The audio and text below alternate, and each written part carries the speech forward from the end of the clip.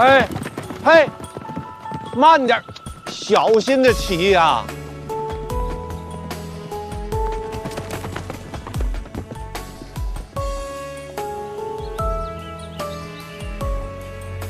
玉，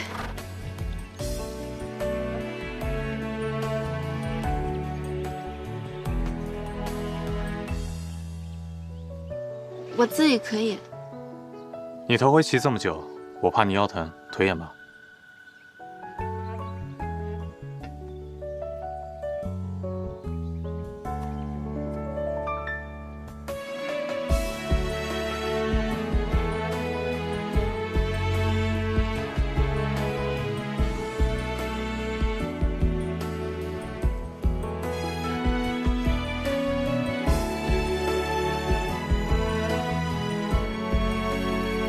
你以前学骑马也是这样的？那时太小了，记不清了。你从小便学骑马？嗯。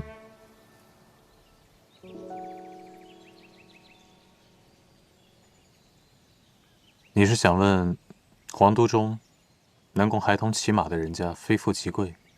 如果真是这样的出身，为何会去参军？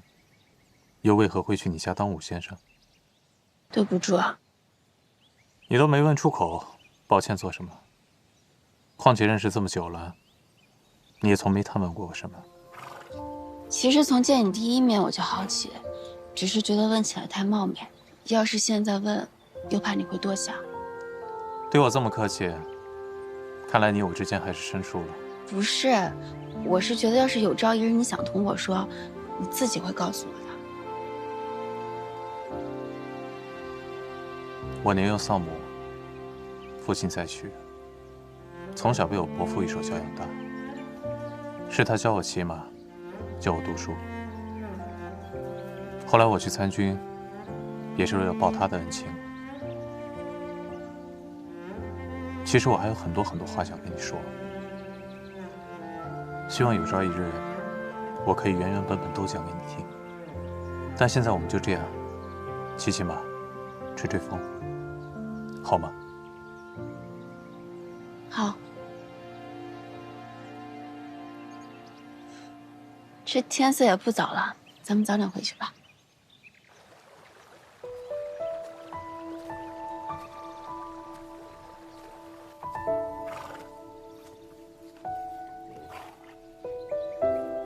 恐怕等我说了，我们就再也不会这样相处了。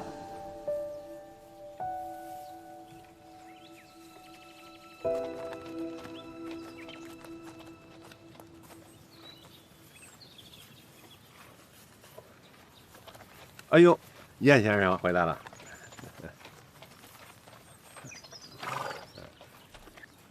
燕先生，那个纸哥呢？老张放心，我先送他去了铺子里，晚些时候他会回来。那有劳燕先生了。您瞧纸哥这一天的，哎呀，全是他的劳累呀。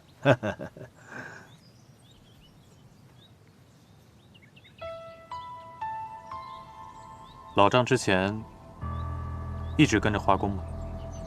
啊，没错。我从年轻的时候就一直在花公身边，那这一晃啊，一辈子了。我听说本朝文士出门在外，身边常有书童捧诗笔墨，能与您一同随行花公的人，想必关系也是极为亲密的。没有，自来就是我一个人儿。如此说来，老张辛苦了。没事。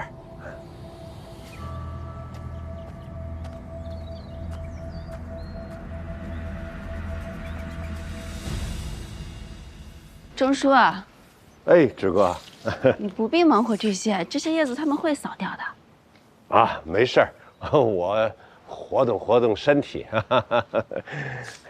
哎，纸哥，那燕先生是什么来历？他是我一个朋友啊，怎么了？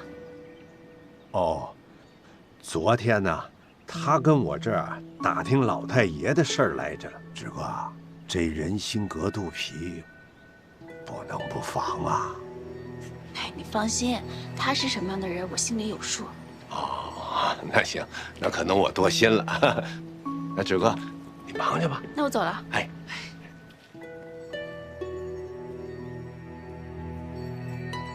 今天的课啊，就由这位小郑先生来讲。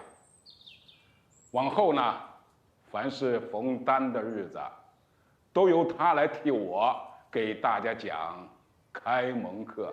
是。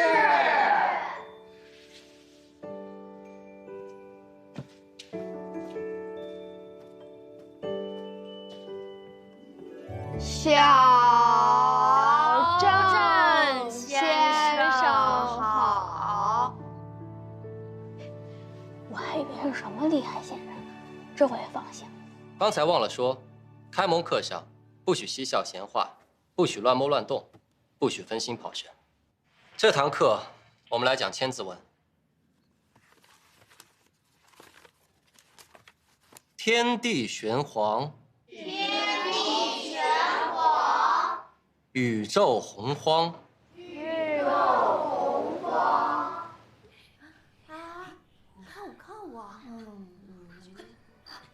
你看我这个厉害吧？不许说话！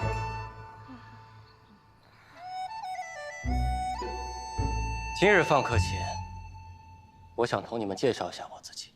你是郑先生，我们都认识。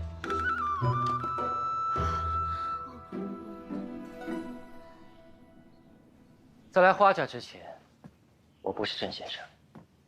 我生于荒僻之地，家中一贫如洗。4岁那年，我父亲因无钱疾病而死，母亲改嫁另投他乡，从此我便居住在姑母家。姑母无钱供我读书，村中有无识字之人，我只好赤脚走上100里路，到一位先生家中，跪在门外求他借书抄读。后来，我成了他最喜欢的学生。再后来，终于能去应考了。过了周试，我一路为人抄书写信换钱，靠着2只脚走到了这皇都。或许，周试就是我的终点了。当我头一次看见这学堂的时候，晚上我就做了个梦，梦到我还是你们这般年纪，坐在这学堂里有纸有笔，我想什么时候学都可以。我太高兴了，就孝心了。在我做先生之后，常有你们家人来看我，送这送那，忧心忡忡，请我从严教导。我想说的是，你们还年少，莫负光阴。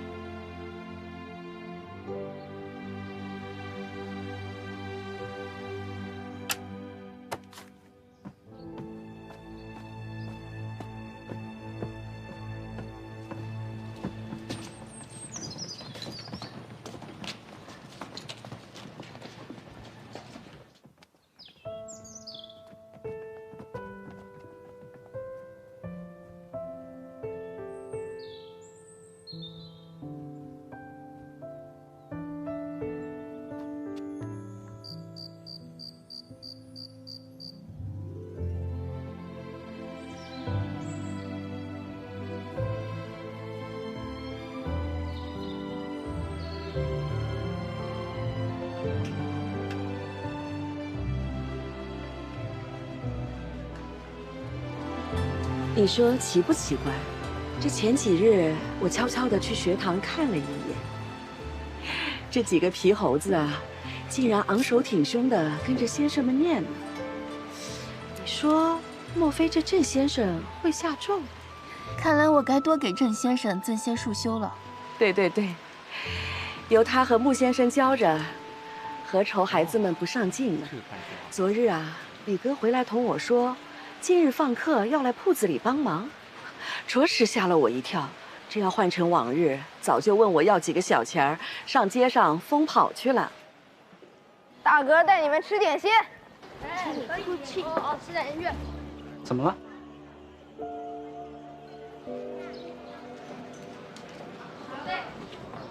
我请客，随便拿。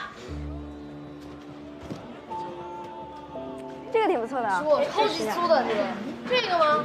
对对对，就是这个。花果梨，哎，对，就是花果梨。黄伯礼，你俩咋在卖东西啊？对呀，卖东西怎么了？我们没偷没抢。哎，你俩快过来，我要买东西。这个多少钱？你要买什么？你去一边去，没你的事儿。我让他俩给我弄。一边去一边去。喊什么呢？都回家去，仔细我去找你们的爹娘。快回去！谢谢，走喽。去吧去吧。柏林，你也说我们不偷不抢，又为何羞愧？我没羞愧，我不比他们差什么。那为何要躲起来？好了，难得今日放客一日，你们两个也别在这杵着了，跟娘回家吧。我们先回去了，回去吧。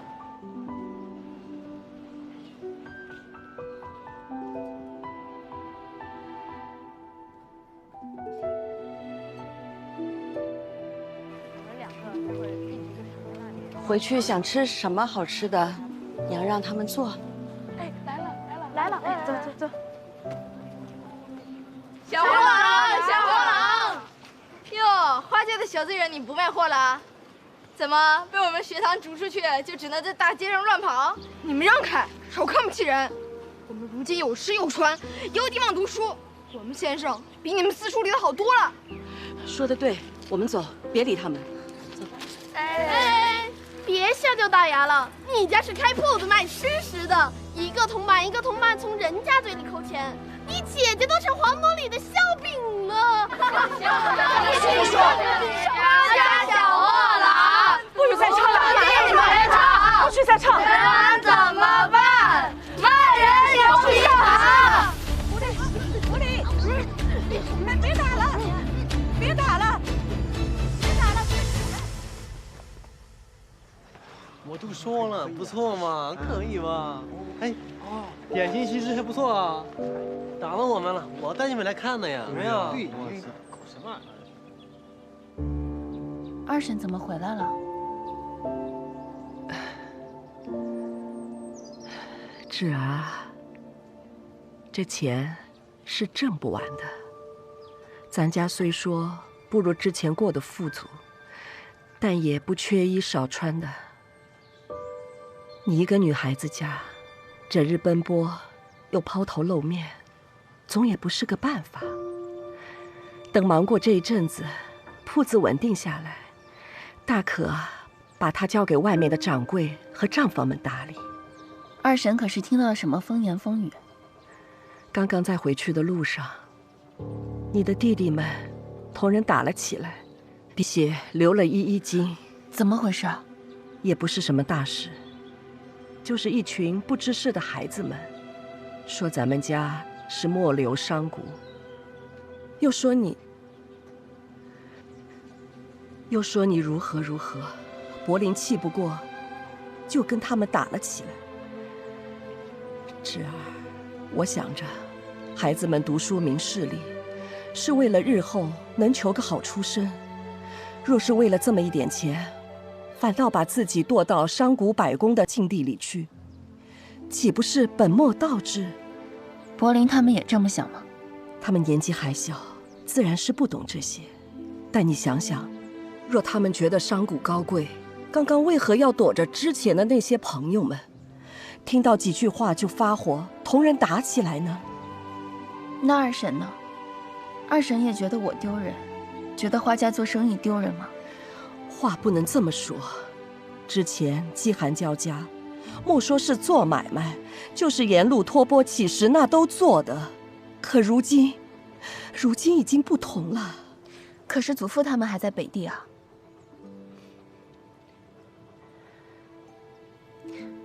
算了，二婶，这天色不早了，铺子里也忙得差不多了，我先陪您回去。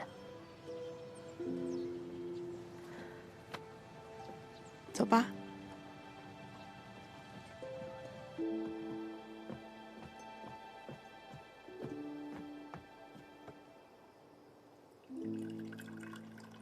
母亲，也不管管你那个婢子，怎么了？整天闲着不去做事，把外头纨绔们嚼去的话拿来说嘴。嚼什么了？也难怪林妹妹生气。自打直姐姐把买卖做起来之后，这茶余饭后评头论足的就没歇过。左右又没嚼到你头上，你发什么邪火啊？母亲有所不知，前阵子有一伙子闲人编排直姐姐一个还不够，竟编了个百花谱出来，虚虚实实的编排了一些花家的姑娘在上头，还都取了些混号。有灵儿的？林妹妹从前是名满进门的才女，人尽皆知的，便被安排了个女教书的名号。女教书，听着是个挺体面的名号啊。你懂什么？那是前朝薛宏度的别号，在行业里讨生计的。哎呀，话是难听了一些，但也少不了你一两肉啊。哎呀，以后你们别同我说这些，我没工夫跟你们打这些闲官司。铺子、宅子里一大堆的事，都落在我和纸丫头头上了。你们帮不上忙，就少闹唤，让我清静些。你现在倒是同他走得清静，也不管我这个女儿了。你从前就是个巨嘴葫芦，如今倒是开了窍，风光到了天上去了。又是掌家开铺子，又是办学堂，好名头都让他一人占尽了。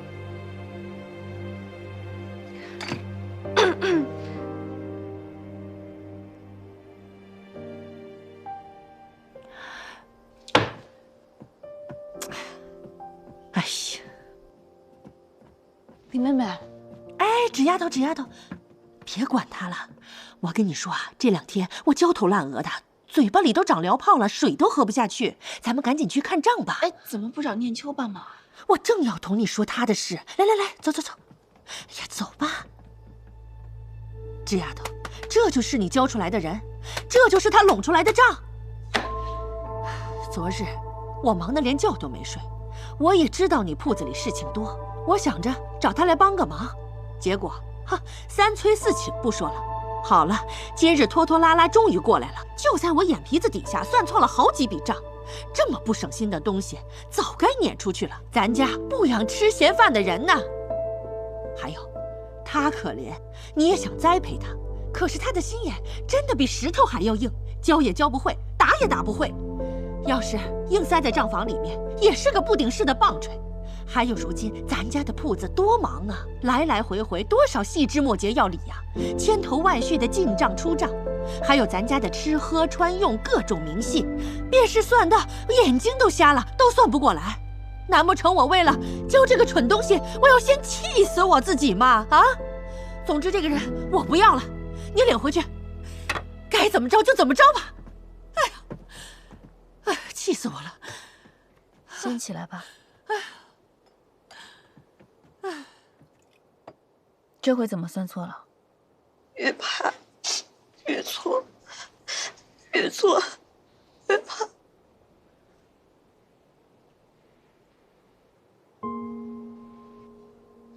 去找勺给你上点药，先休息吧。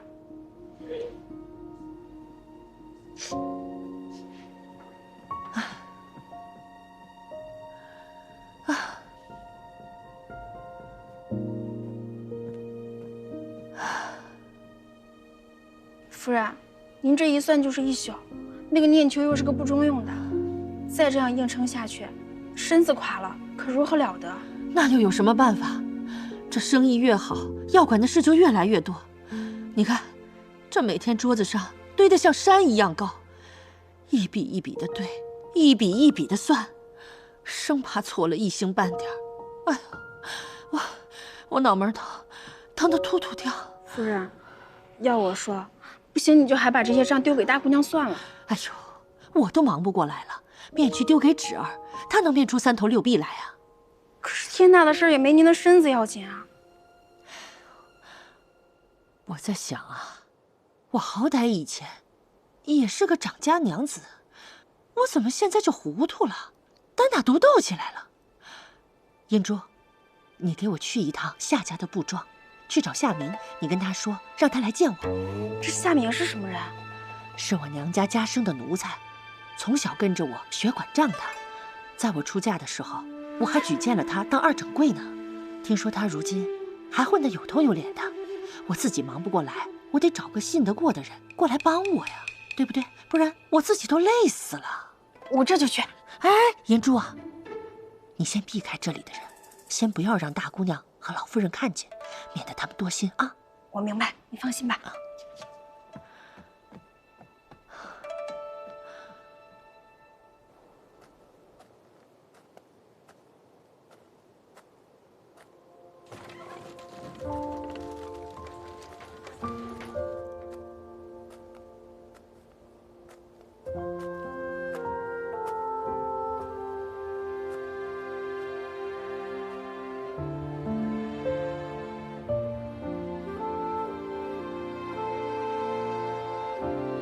你一个女孩子家，整日奔波又抛头露面，总也不是个办法。等忙过这一阵子，铺子稳定下来，大可把它交给外面的掌柜和账房们打理。从前就是个巨嘴葫芦，如今倒是开了窍，风光到了天上去了。又是掌家开铺子，又是办学堂，好名头都让他一人占尽了。这就是你教出来的人，就在我眼皮子底下算错了好几笔账。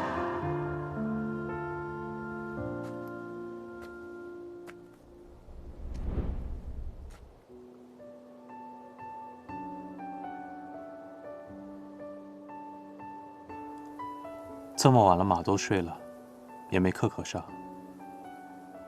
我就来坐一会儿。终于觉得累了。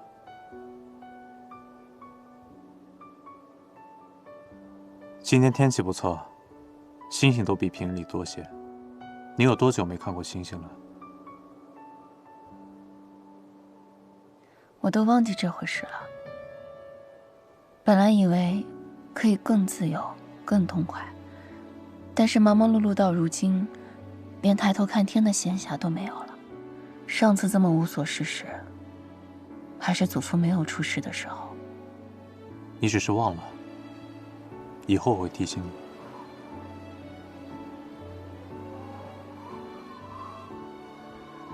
冷不冷？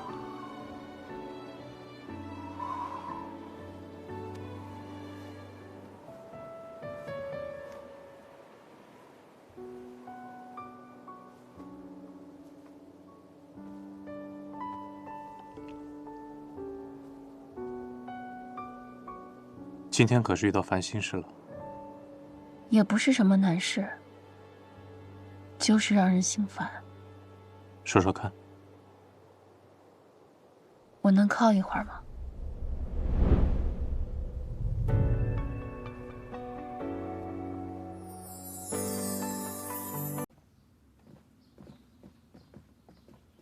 夫人，我今早刚到布庄，就见夏明在门口，我就把他带过来了，一点也没有惊动到其他人。大小姐，许久未见了。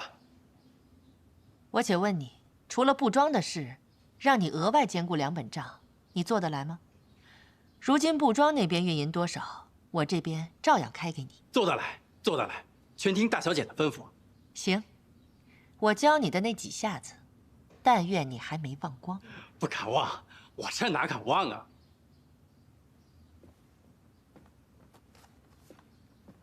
这账不平，你拿回去看看，明天回来报我。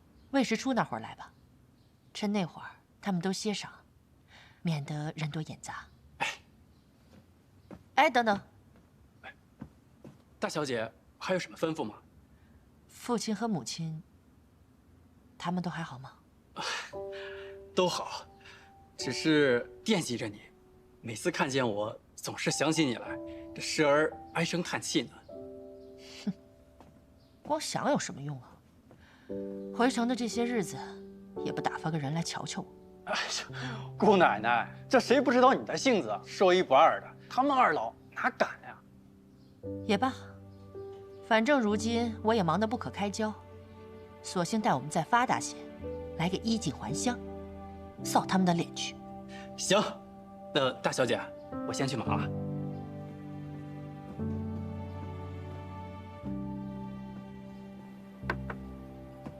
包夏，哎，姑娘，醒了？你昨天晚上，你怎么跟念秋一样说话打扮子？天晚上叶先生送你回来呢。是啊，怎么了？怎么了？事儿大了！你们俩，哎，我上次让你去修的那幅画，你给我找出来。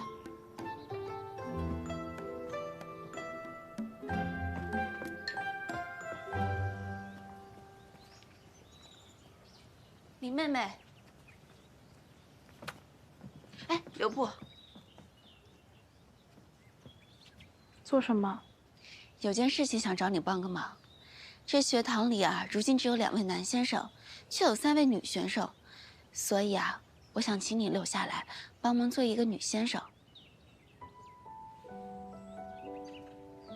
哪有女娘做先生的？况且我又不是你的下人。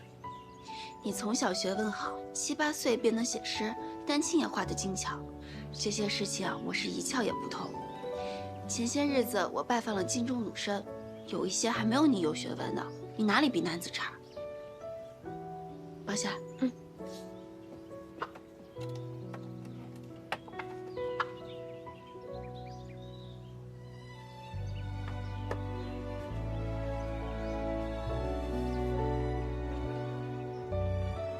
早春西行图。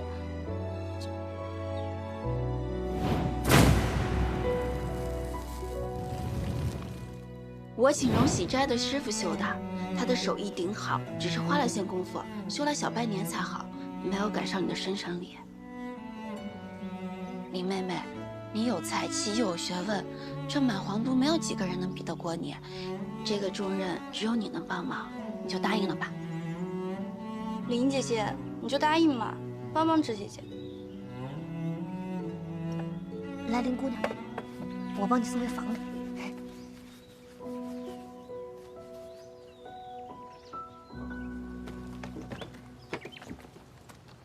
这是把学堂并给我小教场了。先前我就嫌学堂太逼仄，孩子们待在里面不开心。这搬出来了，屋子敞亮了，人心也就敞亮。而且刚好地方大了，可以开设百叶课。百叶？说来还要多谢燕先生提点。怎么突然又谢我了？这么快你就贵人多忘事了？啊，你又想到什么了？二夫人同我说，不希望花家的子弟沦为商贾百工。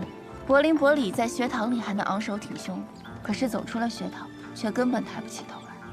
但是我觉得这各行各业谁也不低人一等，所以每隔5日，我便要请一位行当里的好手，做百叶先生进行授课。亏你想得出来。只是劳烦这第一讲要请燕先生来讲。我教教武艺也就算了，哪里会上什么百叶课？我想听你讲讲北地。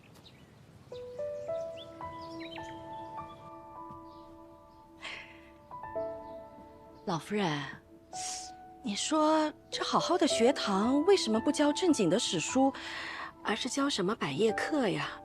这是不是有点不务正业了？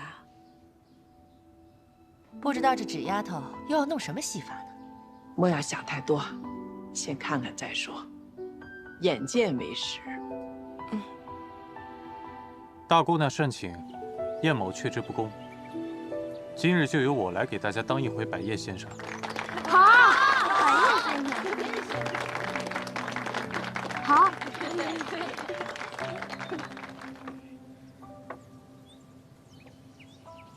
你们知道这是哪儿吗？是哪儿？这是哪儿啊？这是哪儿啊？这是北地，你们父亲跟祖父去的地方。我自幼北上，在北地待了10年。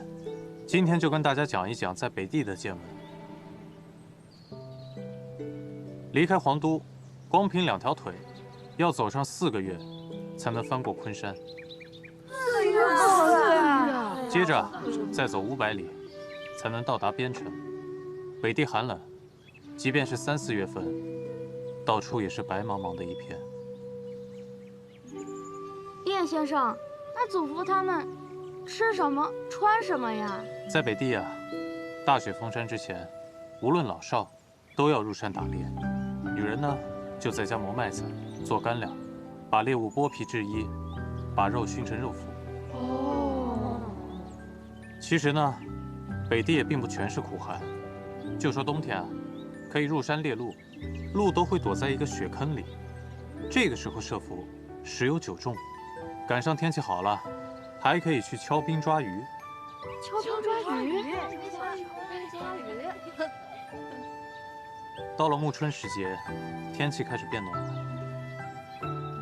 这个时候，边城内外会开满杏花，就像升起云雾一般。到了夏天啊，就有很甜的杏子可以吃。北地清凉，不像皇都这般酷热。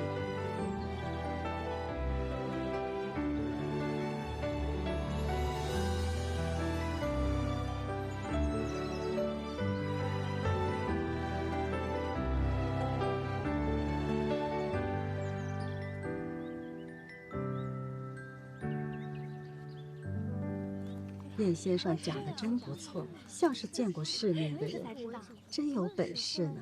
您说是吧，老夫人？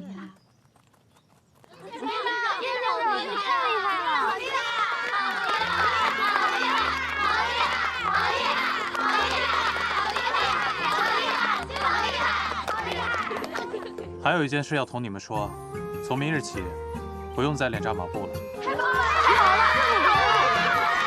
但是，天亮时分，来小教场集合。干嘛？叶先生这么早去做什么呀？对来了就知道了。回去吧。爸，这是要干什么呀？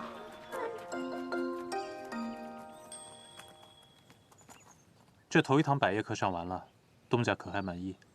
我真想去看看你说的那些杏花树。一定有机会的。你明天要教他们什么呀？你开百叶课是为了修心，告诉他们要自尊自重。我领月钱，自然也得出份力。明天我带他们练练脖子，告诉他们不管到哪儿，都得把脑袋挺起来。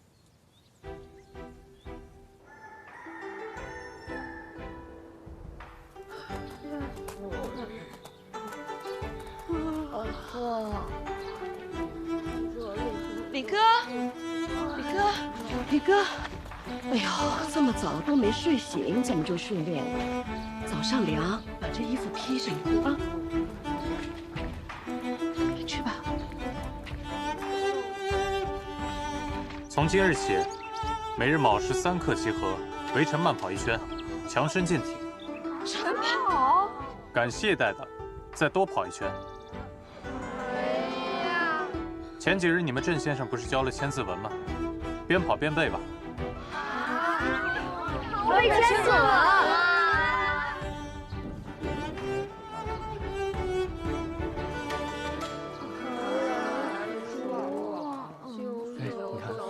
孩子写真早，是。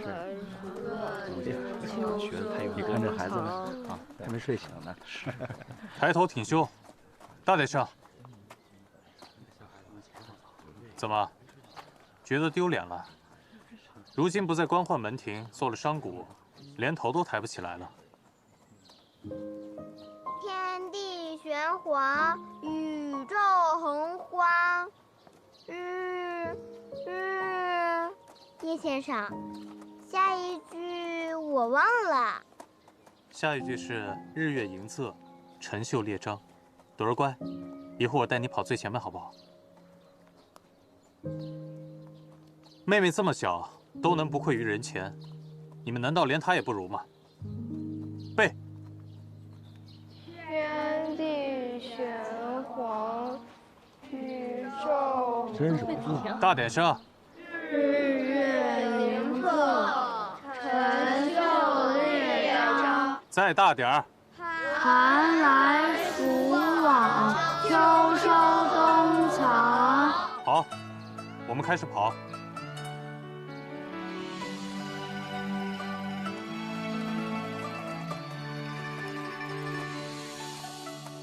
不荒一秋天，不老一株茶。天落水，鸟吃虫，鸡又飞。心学为观，心理为盖。茶叶或粗浅，滋味乃春天。明前夕，菜少许。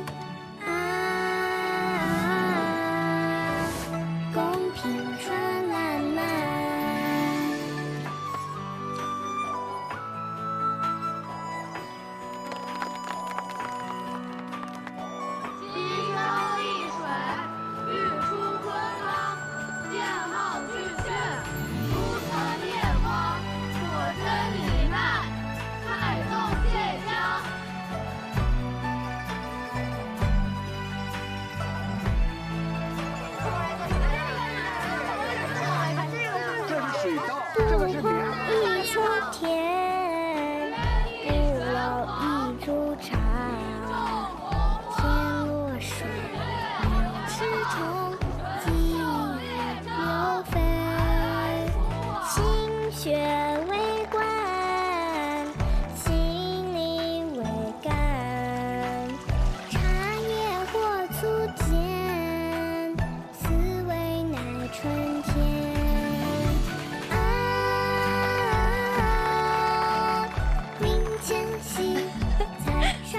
德见名利，情端表正，空谷传声，虚堂喜听。祸因恶极，福缘善妒，尺璧非宝，寸饮失尽。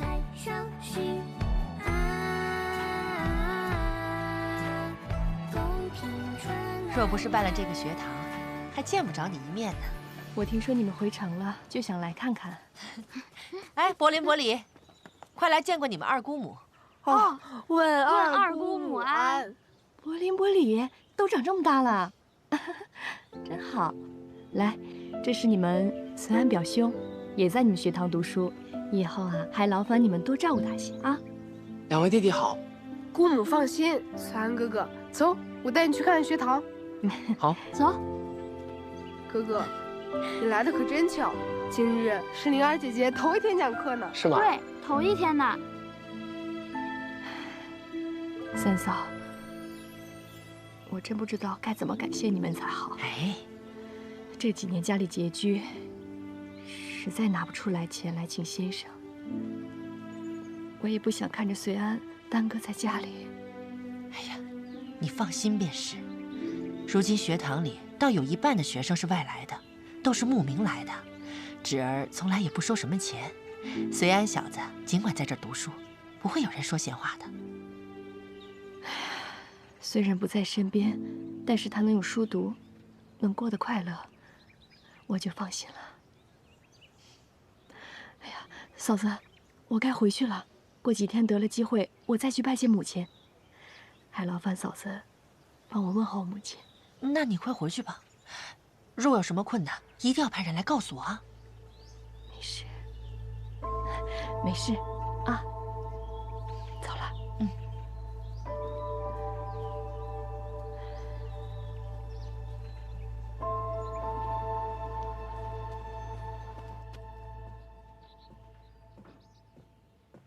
林姐姐，要叫先生。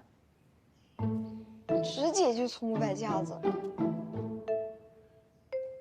从今日起，每隔3日便由我来教你们一堂诗文。听说前些日子你们还在学千字文，这些开门课啊，以后就不必学了。像我在你们这么大的时候，就已经熟读了4书5经，哪容得着这般蹉跎时光？今日我给你们讲楚辞，先从《离骚》开始学起。地高阳之苗裔兮，离骚是什么？正黄考曰伯庸。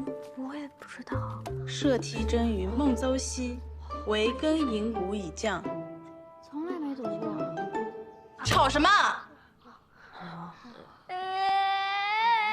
朵儿，别哭，朵儿。朵儿尿裤子了。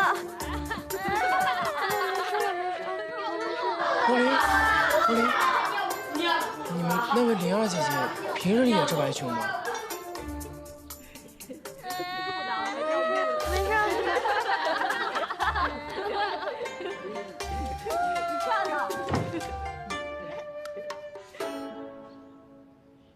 柏林，柏林，啊，别走。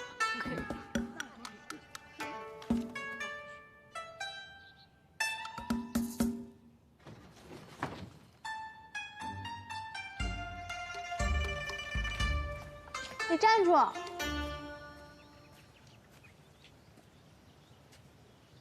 林姑娘，你笑什么？冤枉我没有笑啊。你现在没笑，刚刚在学堂外，你分明就在取笑我。你笑完之后，是不是还偷偷吓唬了那群孩子？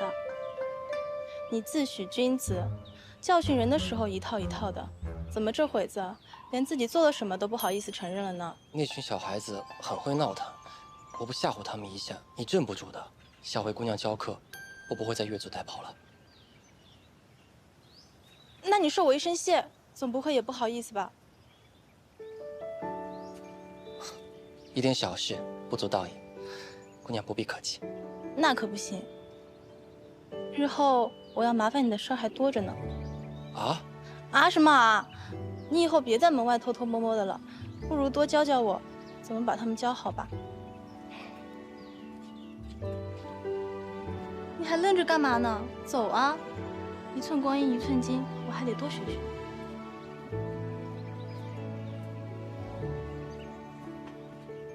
你的，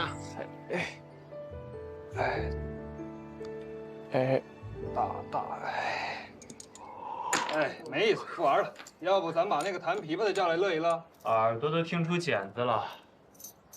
婶儿，你想个好玩的点子来。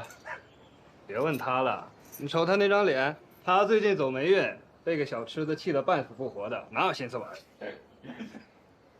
哎，也不知道那小痴子他是花家什么人。虽说这儿不大好，长得倒不赖。婶儿，你说哥儿几个帮你把这仇给报了，怎么样？报仇？那你说说怎么报？你把他骗到这儿来，咱们好好逗他一逗啊！这就不太好了吧？你们几个家里也有姐妹啊，玩笑归玩笑，害人就不好了。哎，婶儿，你真怕了他了是吧？就是，我看你就是怕骗不来他，反被他给整治一顿。来，让哥瞧瞧你这脸被他霍霍的什么样。来，我看看这。哎，你看。哎呀，行了，我今天很不自在，你们先玩吧，我回去了。哎。来看看这边，小朋友，好吃吗？芍药，今日怎么放课这么早？今儿莲儿姐姐讲课讲得不好，早散了。这会儿人多，你自个儿去玩会儿啊。去吧，去吧。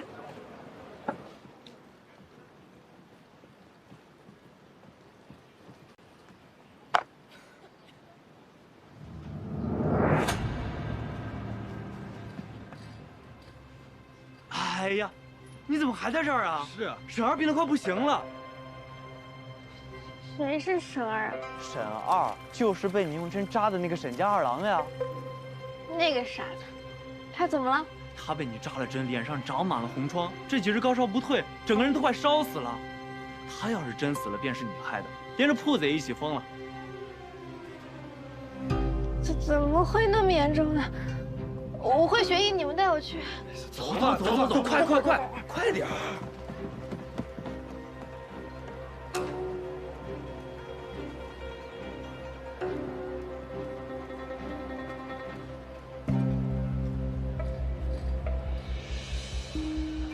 产路，怎么了？看见芍药了吗？没看见，我刚才在忙客人。芍药不见了，赶紧找人去找吧。小婵。少不了还是得惊动了姑娘，你赶紧回去，告诉姑娘还有燕先生，快去。是。说话的功夫，走能走去哪儿呢？走也走不远。该不会是给人拐跑了吧？走，我们赶紧继续找。走。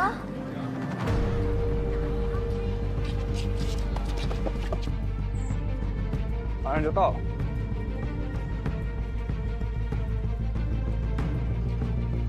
那个傻子就在这个亭子里啊？对啊，沈二就在里面。不对啊，如果他病重要死了，他不应该在家里吗？来就是了，废什么话？快点，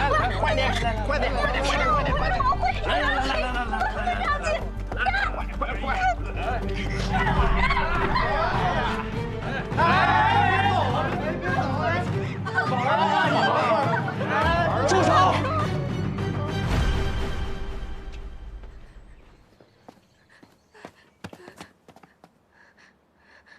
走。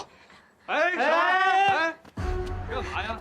逗逗他怎么了？就是呀，那一块玩嘛。玩？跟你玩？跟我走。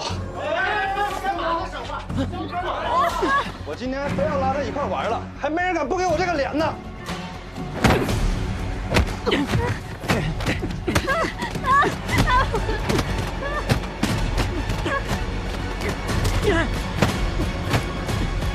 真扫兴！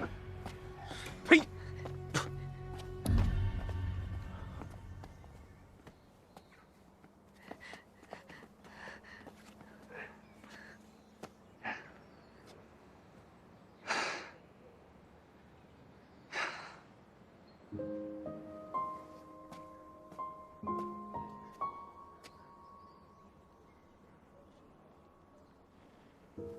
行了，那帮人走远了，你也赶紧回家吧。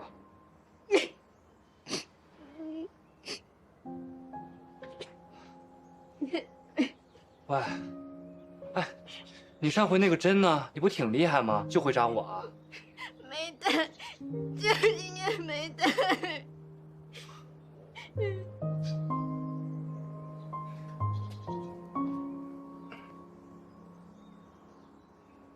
好啦，别哭了我以后我肯定我天天都带着。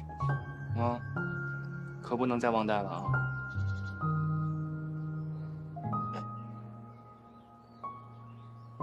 你没病死？啊？他们说你发高烧了，烧得都快死掉了。怎么可能？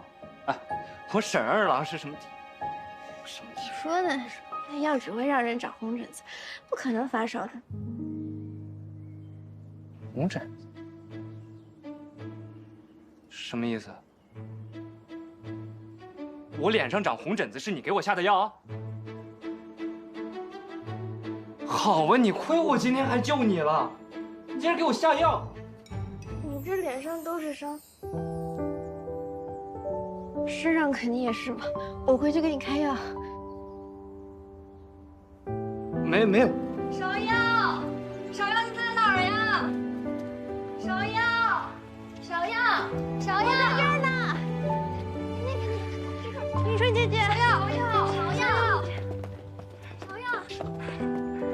芍药怎么跑这儿来了？叫我们好找。人没事就好，人没事就好，我没事。他走吧，走吧。哎呀，走吧，快。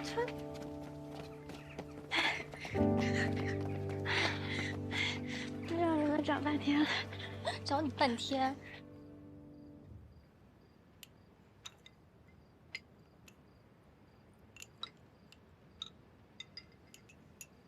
以后不管是谁，不管去哪儿，你都要先问过我或者你哥哥，知道了吗？知道了。那桥边亭子常年有人包了玩乐，你可认得那是什么人？我见过那个人，之前来铺子里买过东西，鬼鬼祟祟的站在铺子里不走。他叫沈二。你怎么会认得？有一日，他跟着我报下说他是想欺负花姐姐，然后把我认成花姐姐了。我拿针扎他了。那个河边风景可好看了，哥哥，花姐姐，下次你们带我一起去。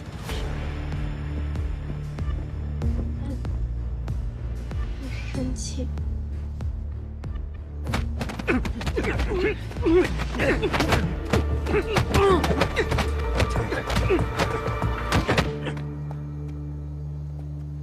大人，他昏过去了。我看看啊，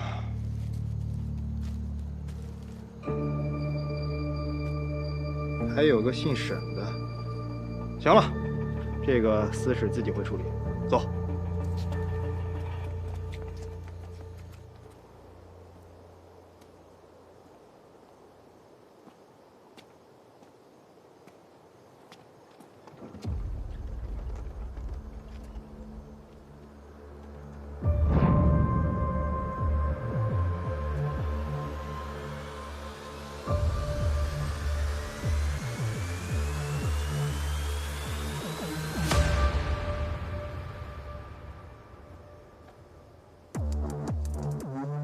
你是沈二？啊，是啊。你本想欺负花大姑娘，结果弄错人，还被扎了。哎，你怎么知道的？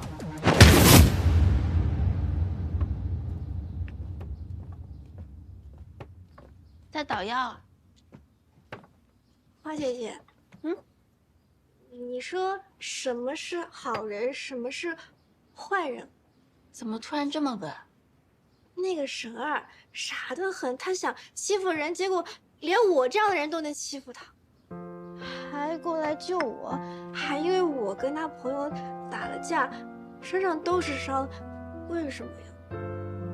可能是因为那一刻他把你当朋友，而不是那些欺负你的人。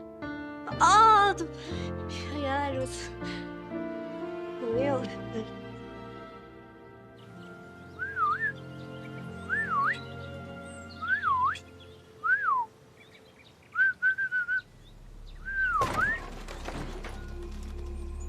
头，太后身边那个韦嬷嬷今日出宫，替太后去善化寺供奉香油钱，与花家的书信往来，这次可以抓个现行了。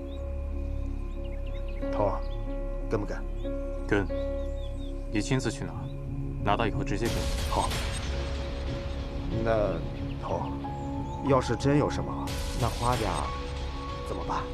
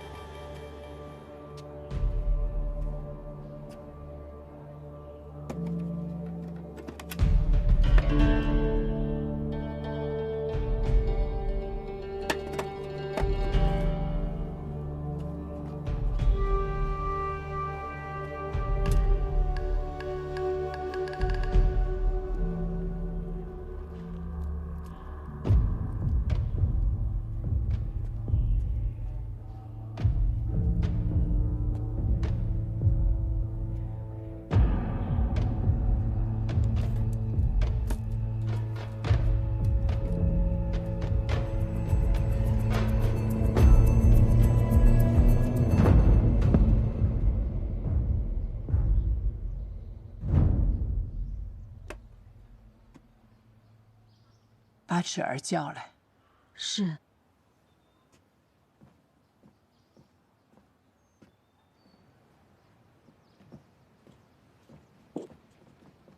老夫人，大姑娘来了。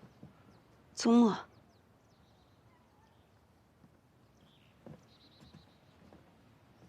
有件事不能假手旁人，要劳你帮帮忙了。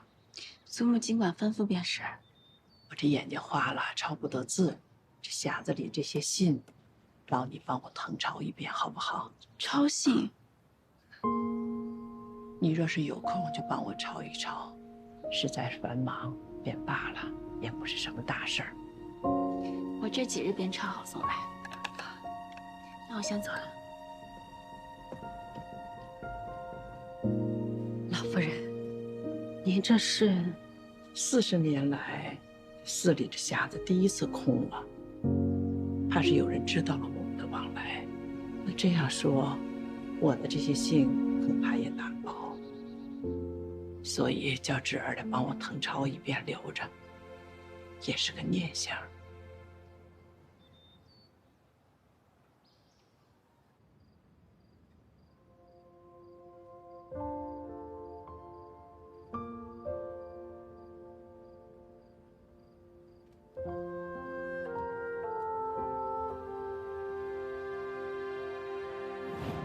你有多久没看过星星了？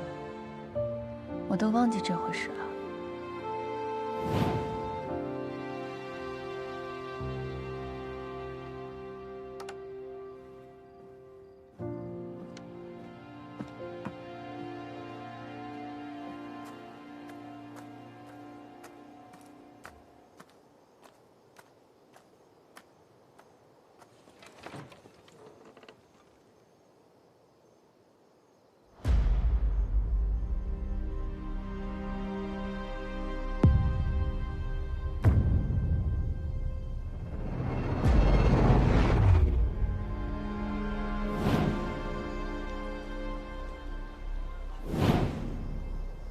戚秀薇。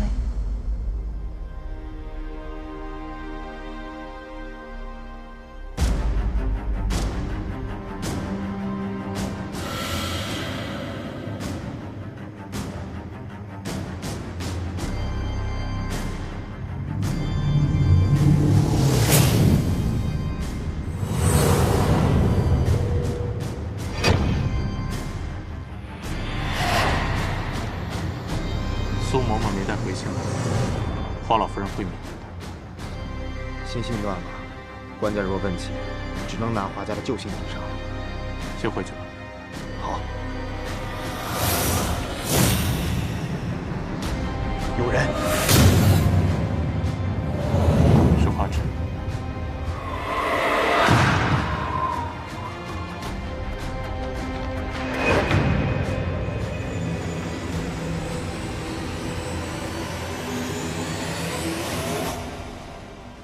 我方才见你从衙门里出来，可是遇到什么难事了？前些天呢，他跟我这儿打听老太爷的事儿来了。这人心隔肚皮，不能不防啊。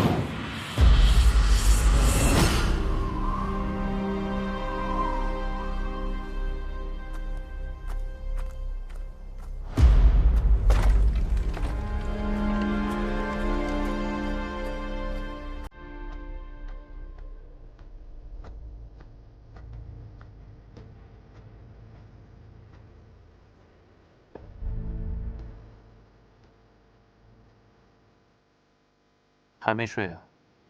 你也没睡。找我有事？外边冷，进去说吧。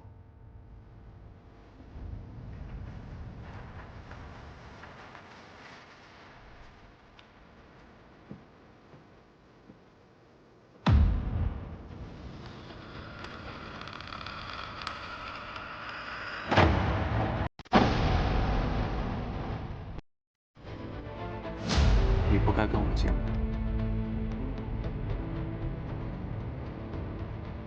为什么？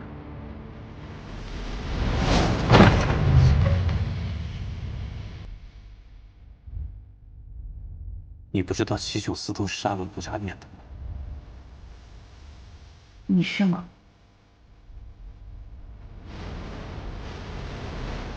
你不怕我杀了你？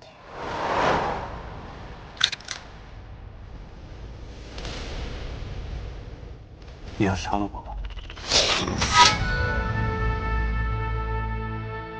以后吓唬人之前，先把刀拿出来，别光凭嘴说。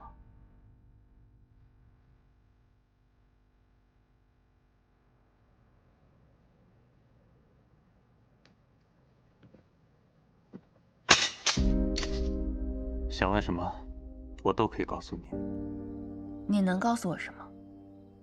华芷，无论我是谁，我都不会害你，更不会伤害花家。你来花家这么久了，向齐秀司上报过什么？从来没有。你不上报不会被责罚吗？事到如今，你还在担心我吗？以前齐秀司派人盯着花家，现在派你来潜伏，我不担心。花家行得正，坐得端，我不怕。你就如实禀报吧。我这次来，是替上面调查一件事情。之前你说花家跟太后毫无瓜葛，可老夫人的房间里有只信匣，里面全是太后送出的密信。那些信是太后的。你知道这些信？齐秀司是怕花家依附太后，利害攸关。是。跟我来。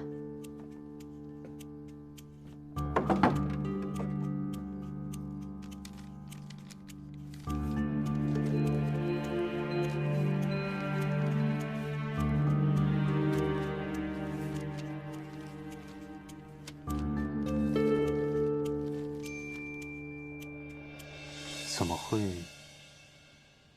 这些信里根本没有什么见不得人的东西。确实啊，不仅无关利害，甚至还肯可爱。两个姑娘自少女时结识，再到嫁为人妇分离，再到养儿育女，看遍人世炎凉，始终没有断了情谊。虽不能见面，一直保持着书信联系。这些信不发牢骚，不抱怨，只谈风花雪月，互诉衷肠。在这些信里，他们一直是少年时的模样，不问俗事，不染星辰。可是花枝，这些信我必须带走，它可以证明花家的清白。原来祖母早就猜到了，难怪让我帮她誊抄。可不可以再给我点时间？我天亮之前一定抄好。好。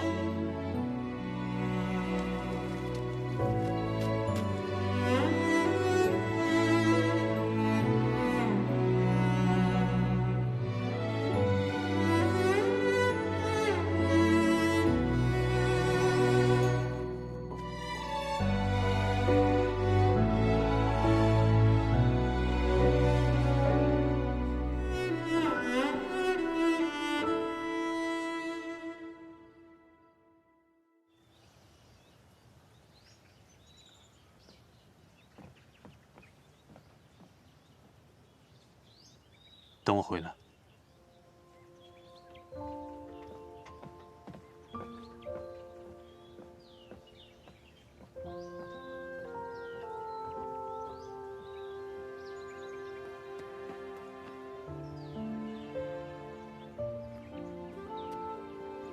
花姐姐，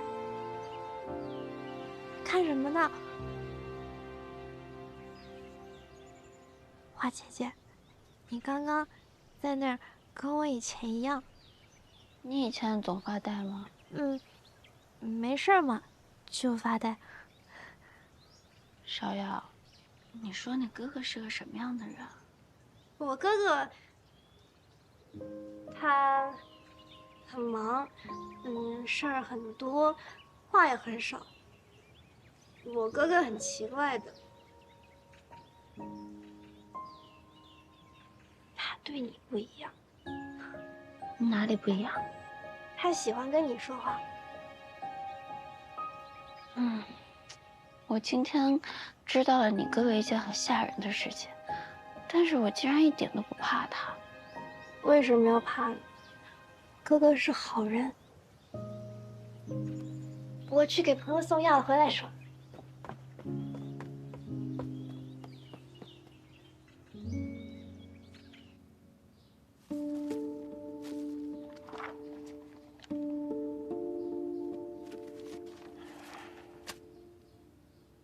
可笑，一把年纪了，费尽周章的送信，为的就是消磨闲聊。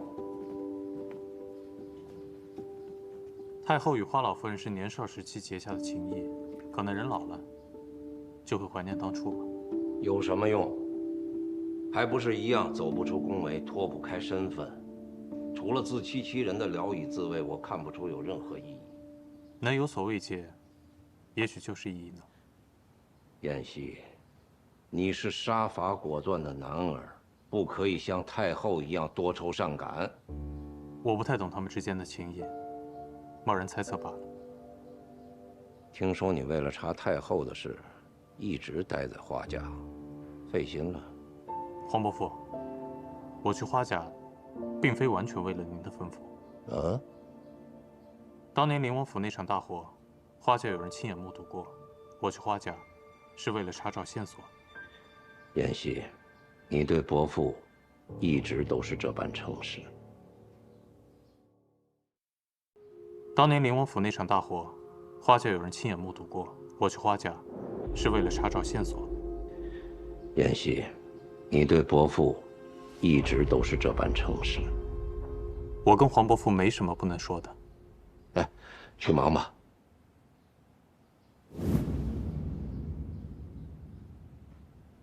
黄伯父，那些书信我可否悄悄放回去，免得花家怀疑？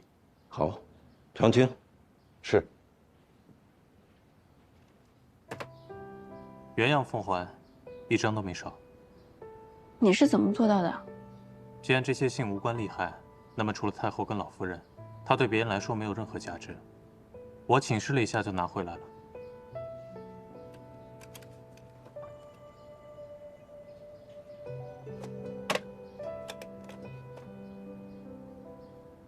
你是在生气吗？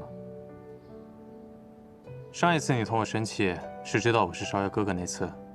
每次你生气都是不说话的吗？反正你是七秀司的探子，你管我生不生气？我还希望东家早日消气，好继续给我发月钱呢。既然你回来了，那我也要问。你问吧。你是得罪了七秀司的上司吗？为什么被派来花家做这份差事？既没有油水，也没有功劳。我是自愿来的，因为芍药，还有你。那你就是为了钱？那要是为了钱的话，我也可以养芍药啊，我也可以养。可以养我。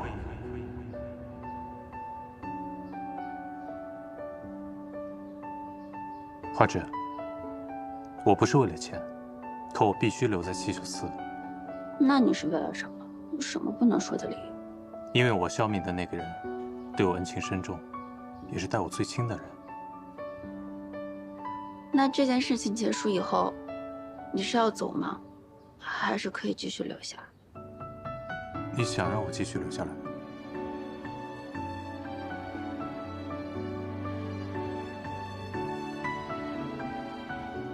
其实这次我来，还要查一件灵王府的旧案。有一年上元节，华公去府里辞行，灵王妃薨逝了，身边跟这个小书童。你可知道那小书童的下落？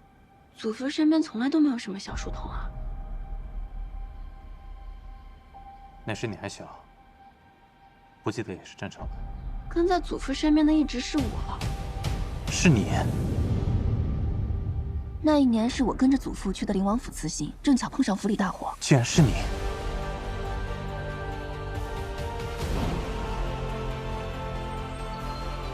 擦擦吧，鼻涕掉衣裳上了。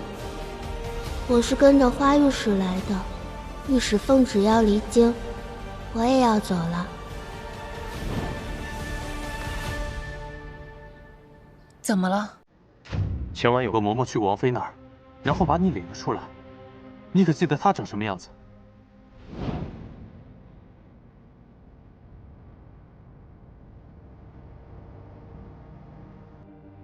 这里离花园很近，你来得及赏烟花。陈嬷嬷，你认得路，就顺道带她去花园吧。是娘娘。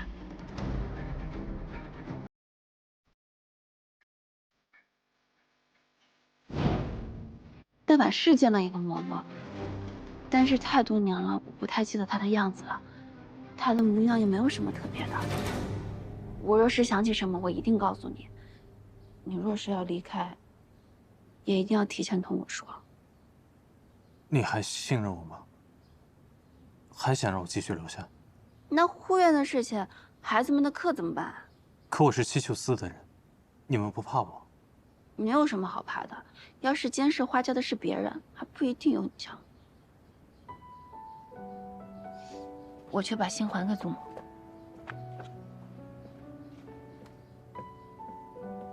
花枝，谢谢你。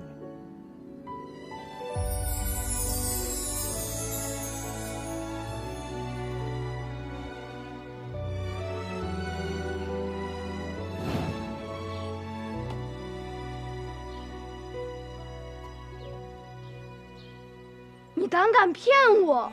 我明明叫你走远些。我的确走开了呀，这里已经够远了。我伸长了胳膊想跟你擦眼泪也够不着。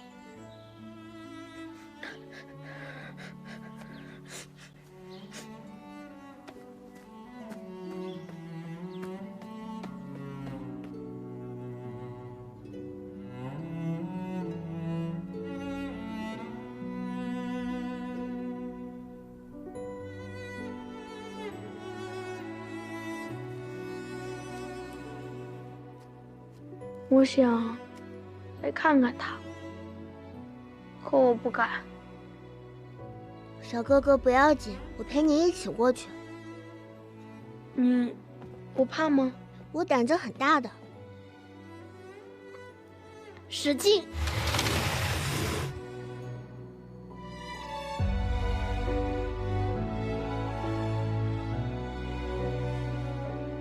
娘！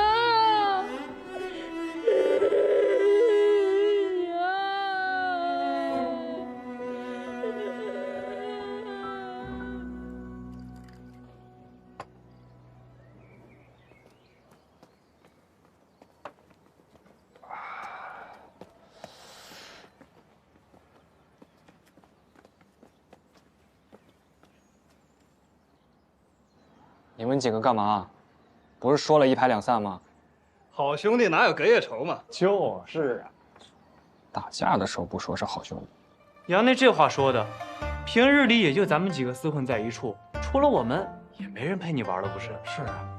哎，杨内，你也叫人打了，我才救花家干的。这不行，这不得去德兴楼整上2斤花雕来压压惊。听说新来了吐火罗的5月班子，走吧，沈衙内。走。哎，不得了了，杨内，你被这小痴子缠上了。不枉咱们衙内演的那出英雄救美呀！不是英雄救美，是英雄救傻妞，还好心没好报人打了一顿。你怎么又和这些坏人一起玩？你脸上伤怎么又多了？哎，要你管啊！赶紧走。可是花姐姐说……算了，这给你，我走了。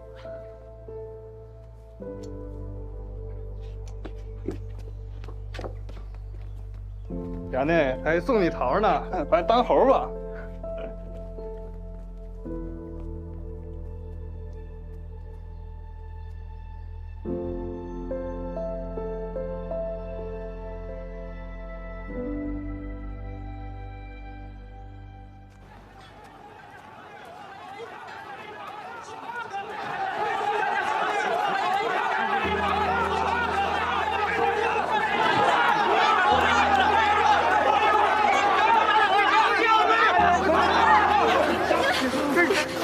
谁啊？你谁呀？你又是谁？我花家的。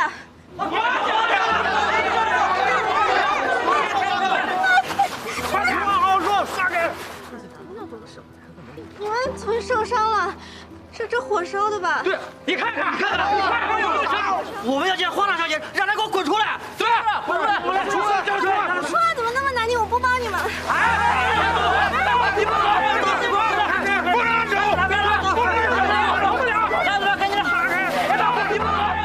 姑娘，不好了，外头10几个人等着说要见你。先别惊动祖母他们，咱们去看看。要不要多叫几个人呀？走。各位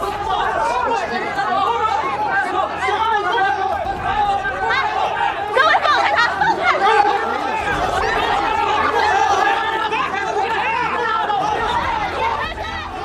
冷静一下，我是花家的当家，大家有什么事情同我说。他们受伤了。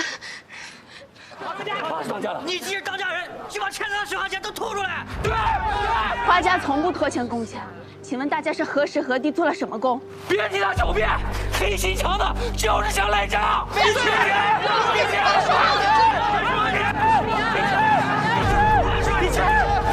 没事吧？你们先回。赶紧回去。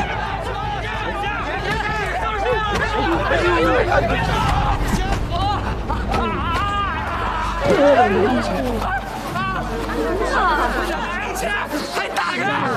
给钱！大家有话好好说，好好说。花大姑娘，你是不知道，我们是给花家铺子出力的，这受了伤，一没给工钱，二没给药费，我们实在是没办法才找上门的。就是啊，实在是是呀。你们是萧石作坊的工人？正是。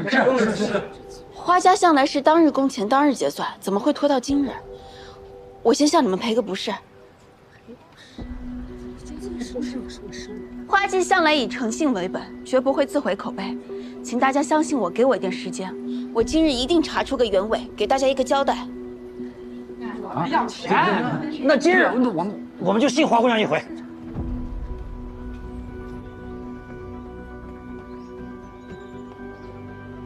怎么会没结工钱？上个月已经在账上支出这笔钱了，还是夏明亲自送过去的。夏明是谁？夫人，他跑了，夏明他跑了，账上的钱全都没了。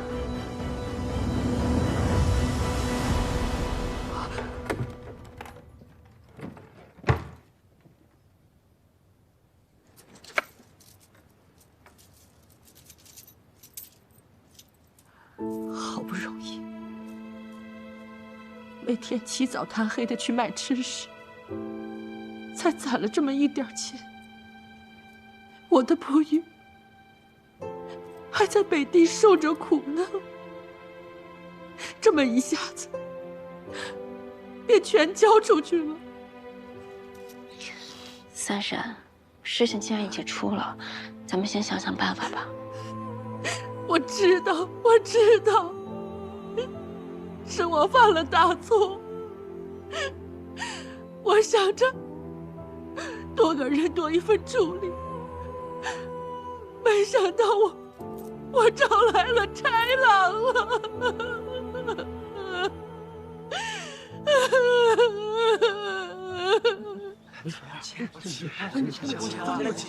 对不起诸位，是家中出了内贼。上个月萧氏工坊一共是14位工人，每人3200钱，总共是44800钱。你算的是这个数吧？这些钱都在这里了，大家可以拿去数一数。没来的兄弟请为代理。看看，终于拿到工钱了，这回回家可算有个交代了。哎，仔细看看，别少了啊！另外这里还有1500钱，500钱是给大家的利息，请大家喝杯酒。剩下的1000钱是给大家的医药费。我家里也有一位女医师，医术很高明，若是愿意免费看诊。免费看诊啊！免费的，是我监管不周，我对不起大家。多谢当家人。日后若是有肉咱们去的地方，尽管开口，咱们一定尽心尽力啊！谢谢当家人。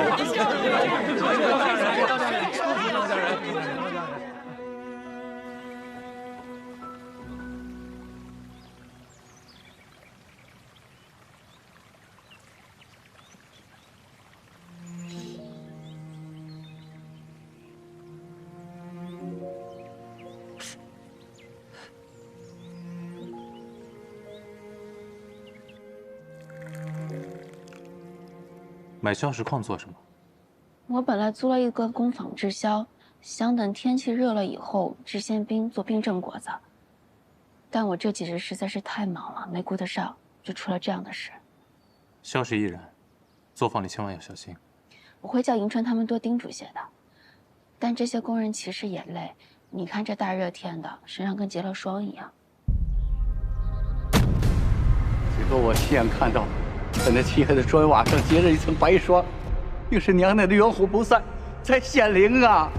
硝石，硝石怎么了？那场火灾如此暴烈，是因为硝石，所以下过雨后，废墟里才会留下白霜似的痕迹。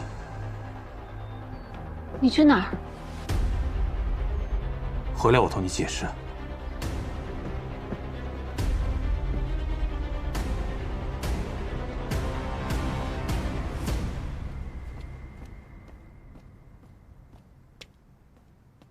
头，你找我？查个事情。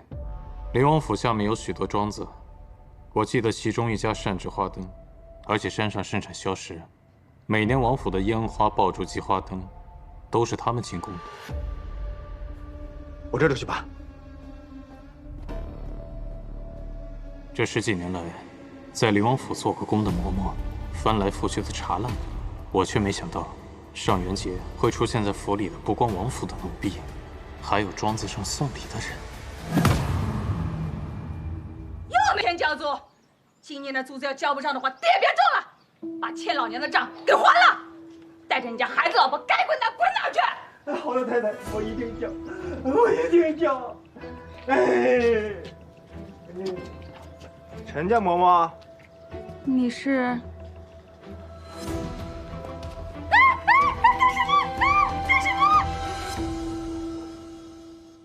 畜生！你跑啊！你跑啊！你再跑！你当你跑回老家，我就拿不住你吗？大小姐，我错了，我真的知道错了，大小姐。我呸！你还有脸喊我大小姐？你这个被逐的阿杂畜生！大小姐，我求求你，你就饶过我这一次吧。我也是鬼迷心窍，每天有这么多现钱经过我的手，我也是一时糊涂啊，大小姐。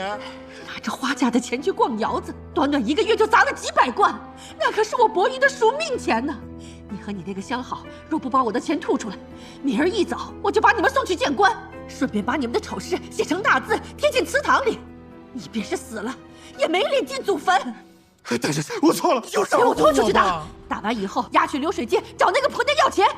大小姐，大小姐，我错了，你就饶过我这一次吧，大小姐。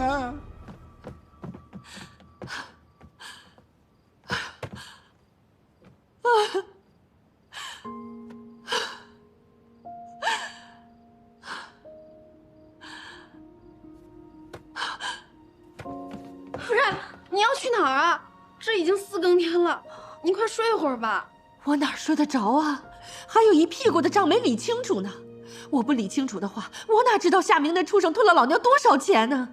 这不熬个3、5天，是理不清的。夫人，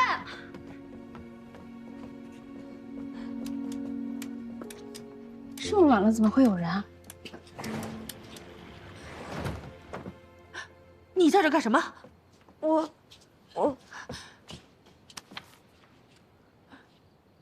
夏明的账，是大姑娘让你算的吗？不是，是我自己要来的。白日看见夫人您在院子里哭，您教过我，我想帮您理账。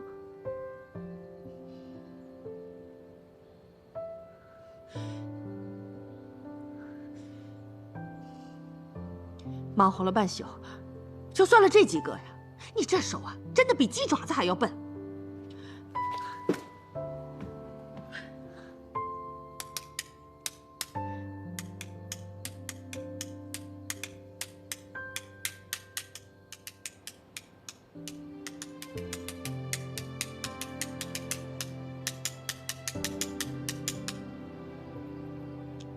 看清楚了吗？以后要是算错了、算差了，还得挨打。你怕不怕？怕的话就别吃这碗饭。你当我是一生下来就会打着算盘珠子吗？也是打出来的。小时候错一步挨10下，大冬天这手上全是裂口子，长都长不上。到哪天你不挨打了，也就出师了。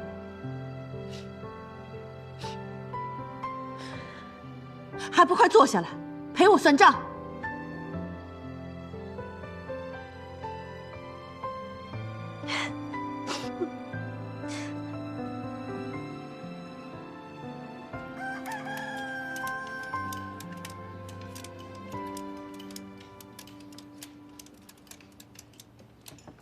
夫人，您弄点参汤在干嘛？也不急在这1日2日的。您就歇一会儿吧。今天或许是最后一天了。啊？我想清楚了，把这些账算清楚了，我就把这些事情都还给侄儿。他不要您管账了吗？捅了这么大的一个篓子，我还哪有脸盖下去啊？难道我还要等他开口撵我走吗？哎，算了算了，你们赶紧回去休息吧，这天都亮了。回去吧。是。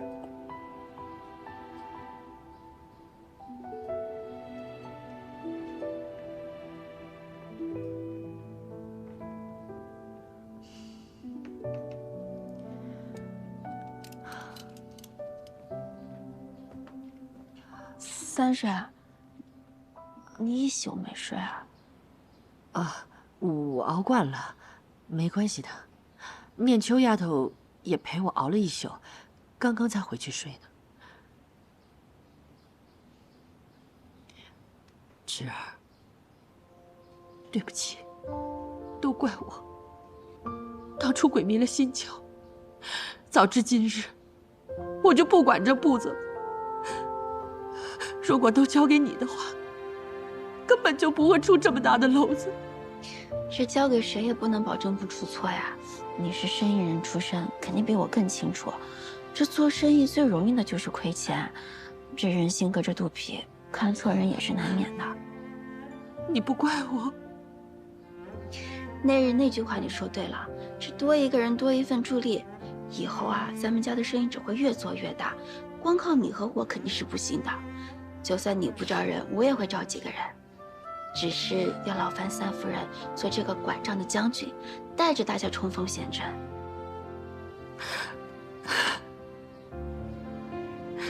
谢谢你，谢谢你。没事的，谢谢。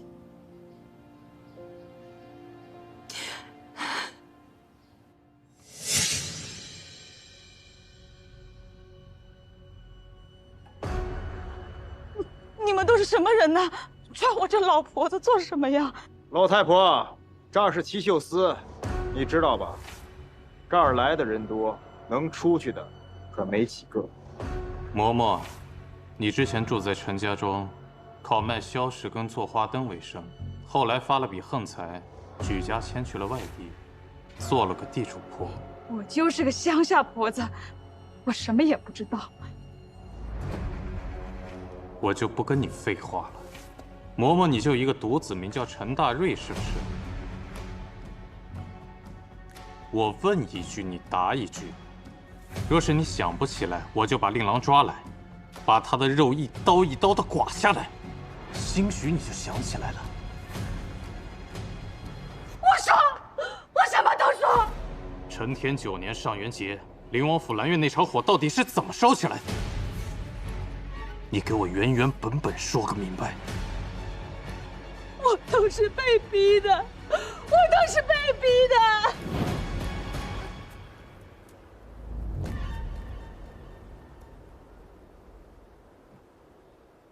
王妃娘娘，这些是今年庄上新制的花灯，今日上元佳节，特来呈给娘娘。王爷可赏过了？王爷和萧妃那里都送了。王爷说，娘娘独居无趣，特叫老奴多拿些灯笼来，添些热闹。多谢嬷嬷了，这儿有些赏钱和点心，你都拿去吧。今日佳节，你也早些回去和家人团聚。多谢娘娘。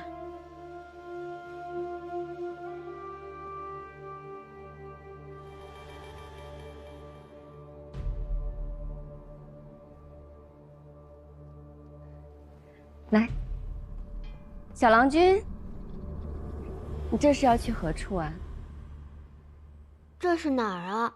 我想去花园里观灯、看烟花，看到这儿有许多灯，便进来了。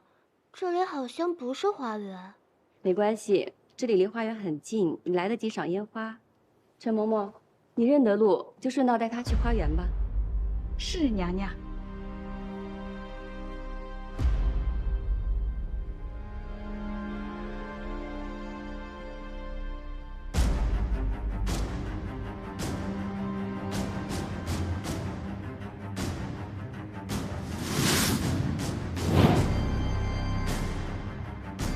那些灯笼都让你动了手脚。灯笼里藏的都是硝石和木炭，蜡烛里合了安息香，烧起来人便会昏昏欲睡。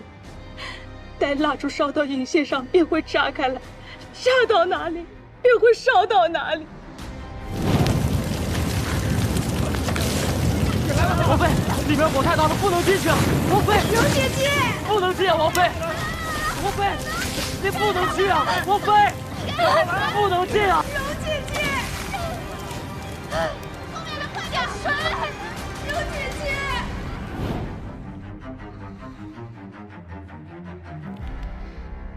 我做了错事，今日偿命，我没有什么怨言。但是我的儿子他是无辜的。嬷嬷，你真是爱子心切呀！那你有没有想过，你害死的也是一个母亲，她女儿还在她怀里。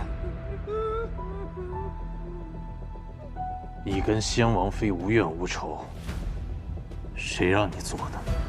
我不能说，我说了，大人的命就没了。说出来！我保他的命。希儿回来了。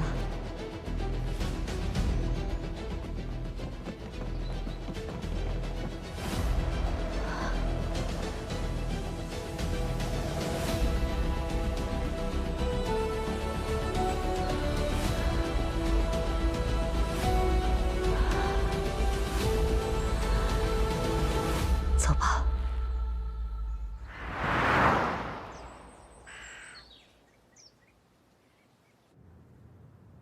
我早就料到，终究会有这么一天。我等这一天，等了好久。那个嬷嬷说，是你拿他儿子逼他，叫他治了那些消失灯笼。希儿，你恨我吗？这么多年，你待我跟芍药视如己出，自觉子嗣也并非虚假。我戍边这些年，也是你替我照顾芍药，带她治病。我确实把你和芍药当作是自己的孩子，只是你害死了他们的母亲。这并不矛盾啊。我说了，你可能不相信。我不恨你母亲，甚至于我有的时候很想她。那把火着起来的时候，我就后悔了。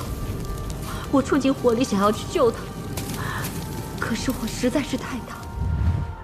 柔姐姐把芍药推给我，她让我抱着孩子先跑。我抱起芍药来往前冲的时候，那个柱子就砸了下来。我用手一挡，那柱子砸在我身上。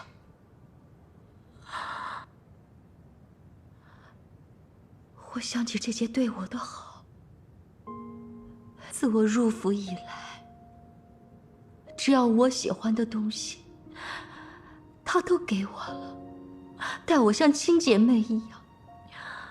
她赠我首饰钗裙，送我书卷字画，还有这根簪子，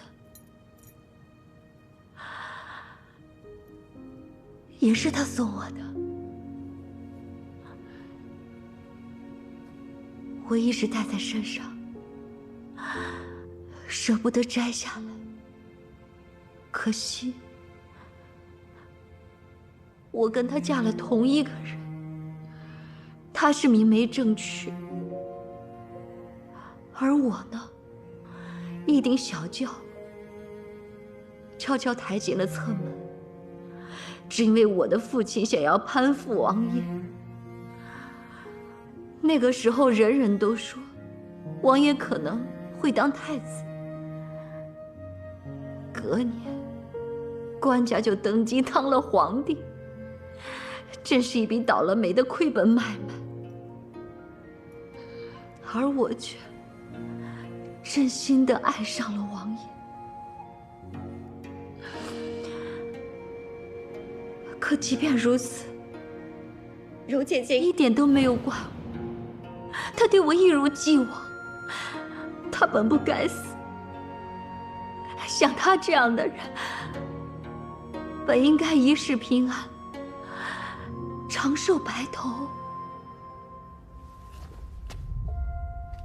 都怪他的好父亲，好兄长，为什么要谋反？有这样一个父兄谋反、抄家灭族的王妃。王爷是会被逼上绝路的。只要他一日是王妃，王爷就一日寝食难安，辗转反侧。即便他从此远离朝廷，隐居到深山野林，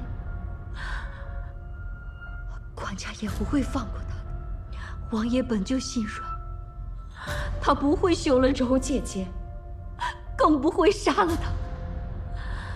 那么，这件事情就由我来做。只要他死了，王爷就安全了。反正柔姐姐她也不喜欢王爷，她不稀罕跟他死后同灵同葬，那么就让给我吧，让我来做这个王妃，让我跟王爷生同情。同葬。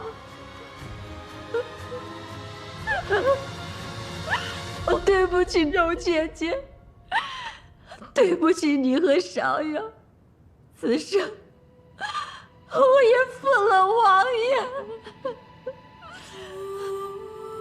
我不能跟他白首了。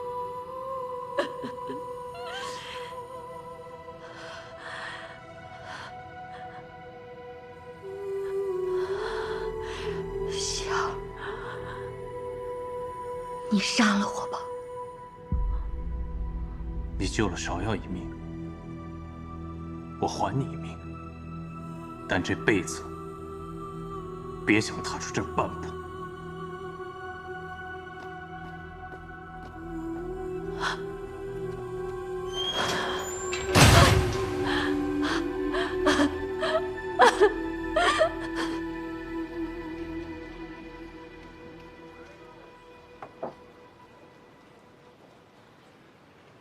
哥哥他怎么突然走了？什么时候回来？你哥哥一定是去忙别的事情了，忙完就回来了。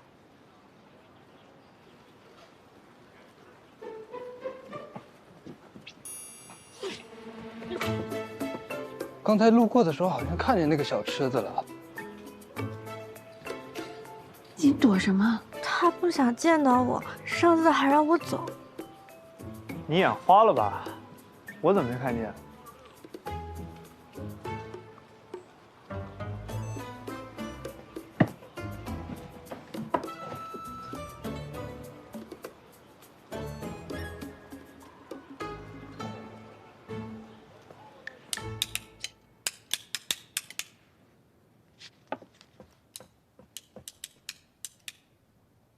夫人，姑奶奶来了。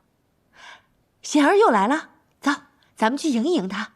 不是二姑奶奶，是大姑奶奶来了，直奔着老夫人的屋子就去了。哎呀，我一宿没睡，眼睛直冒金星。大嫂、二嫂，还是你们去吧，我实在是走不动了。这太阳打西边出来了，三嫂，我就没见你怕过谁，怎么花镜一来你就头晕眼花的装病呢？我夏金娥怕过谁啊？她花镜三头六臂啊，只不过是癞蛤蟆落脚面上，徒增恶心罢了。依我看啊，你们两个也别去，耳朵一捂，只当不知，眼不见心不烦。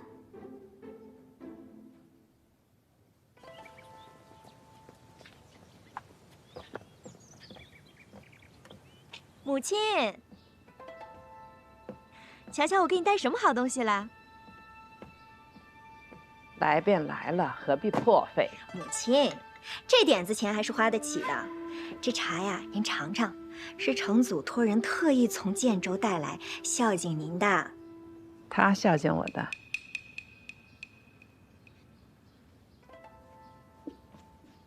近日他对你如何？程祖家里人多事多，脾气自然也就大了些。不过对我是不错的。只不过女儿想着，现在年纪也大了，这些年也只给程祖生了浩儿这么一个儿子，是时候该给他找一个年轻贴心、知冷知热的，多少也能替我分担这些。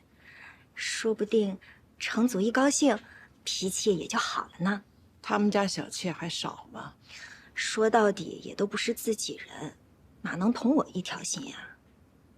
母亲，我想向您讨个人。不行，母亲，我这还没说是谁呢。您身边这些丫鬟呀，我一个都不要，我要福东那丫头。听说有一手好厨艺，前几日程祖在铺子里见过她，说是人长得精神，干活也麻利。我想着，若是想都别想。母亲，您何必一口咬死？只不过是一个丫鬟而已。那是纸丫头房里的人。母亲，我当是什么事儿呢？您老啊，现在还健在，这家里大事儿小事儿哪个您做不了主啊？您就把福东那丫头给了我，也随了程祖的意，这样女儿日后日子还能好过一些。母亲，你竟然想着把侄女房里的丫鬟送给你的夫君做小妾，如此荒唐的事你也想得出？不过是一个丫鬟而已，几十贯钱买来的，我还嫌贵，您还不舍得给了。说来说去啊，您如今就是偏疼花枝，不将我这个女儿放在心上罢了。我若不将你放在心上，你每次来信何曾落空过？我那提起钱都补给谁了？哪有几个钱？我还不是照样被城主打？我大老远过来问您要个奴婢，您都不舍得给我，还跟我谈什么体恤啊？我看您今日是想让我回去再挨一顿好的。他只是剜我的心。大姑奶奶，您就少说两句吧。老夫人一心挂念着您，想着你从小身体不好，对你疼爱有加。你少说两句吧。我为谁受的苦？我还不是为了花家。若不是花家倒了事，我能被他宋家一家老小欺负到头上来，现在活得人不像人，鬼不像鬼啊！是花家连累你了是吗？你自幼不缺吃穿用度，享受花家尊荣，如今就该受花家之苦。咱们受难的时候，何曾有一分连累他？我是不是嘱咐家人不去打扰他？这如今刚进城几天，你就跑回来，又要钱又要人。母亲，你好狠的心呐！你现在竟然说到像我不是东西一样。判了，我现在就回宋家，就算被打死，也是我活该。你走！老夫人，你别动气，老夫人。啊，老夫人，你千万别动气呀！啊，我怎么生了这么一个？老夫人。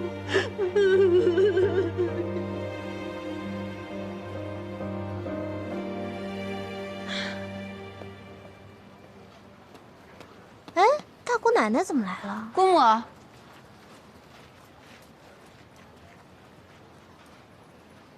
未出嫁的姑娘就是好呀，连身边的丫鬟都成宝了。我这个外嫁女，竟成了草了。姑母何出此言？我倒要看看，你能风光到几时？大姑奶奶，我家姑娘哪儿得罪你了？说话这么难听。这里有你说话的份吗？你家主子没教你什么是规矩吗？哎，花家是讲理的地方，你不能在这打人。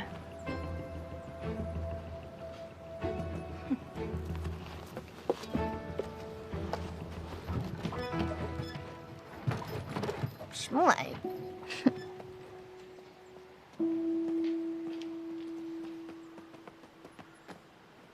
四婶，小芍药，你回来的正好，快去给老夫人逗逗乐子。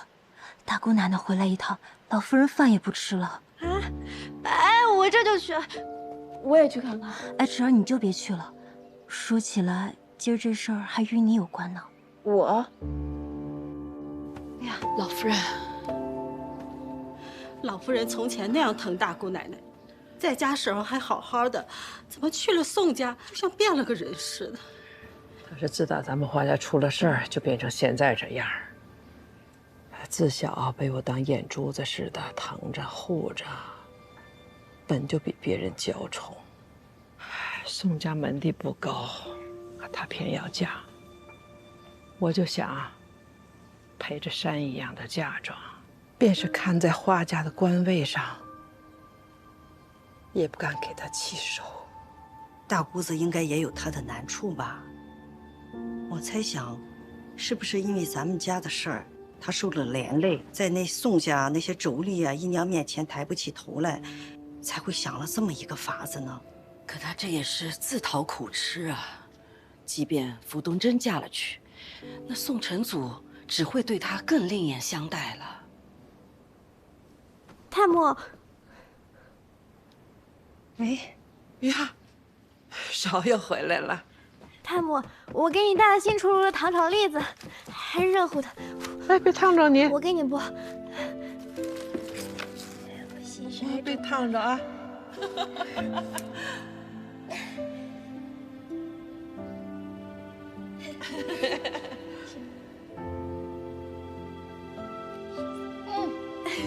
好吃，甜。你也吃啊！大姑奶奶真是不管人死活，就他们两口子那脾性，福东若是真去当姨娘，那还不得被他们扒掉一层皮呀？福东，姑娘，我都听说了，我说是宋家的姨娘，就是宋家的正头娘子，我也不做。